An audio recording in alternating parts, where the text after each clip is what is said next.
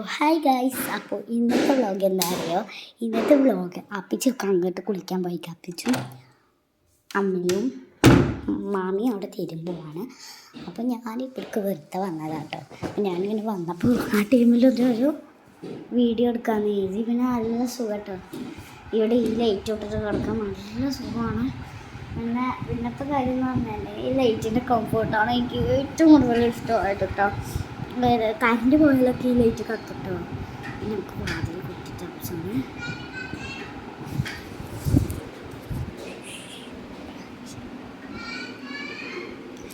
അവിടെ ഞാനിവിടെ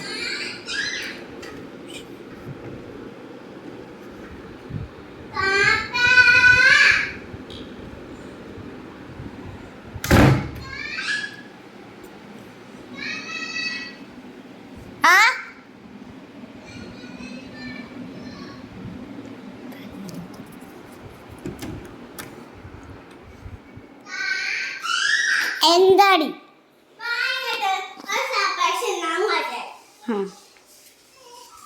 സർപ്രൈസ് തന്നെയാണോ?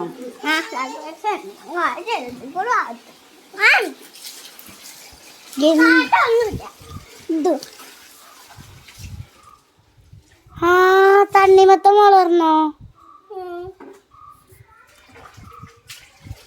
ഇതല്ല ഇനി തണ്ണിമത്തൻ.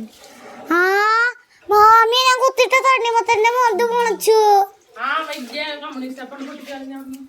ഏത്? ഇതാ ഈ ചൊറിയാല പോലത്തെ ഞാൻ കൊത്തിട്ട തണ്ണിമത്തൻ വളർന്നിട്ടുണ്ട് ഗായ്സ്.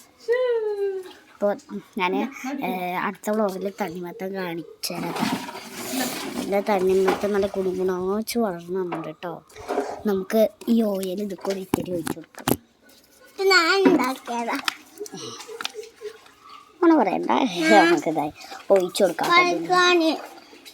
ഇത് പൊളിക്കുക കേട്ടോ. ഈ ഉണ്ടാക്കിയതന്നെയല്ലേ? ഓക്കെ, അപ്പിച്ചുണ്ടാക്കിയാണ്. അപ്പോൾ നമുക്ക് ഇതൊക്കെ ഒഴിച്ചു കൊടുക്കാം. എന്നാലടി അത് പെട്ടെന്ന് വളരുള്ളൂ. അപ്പോൾ തോന് ഇത് മൊത്തം ഒഴിച്ചു.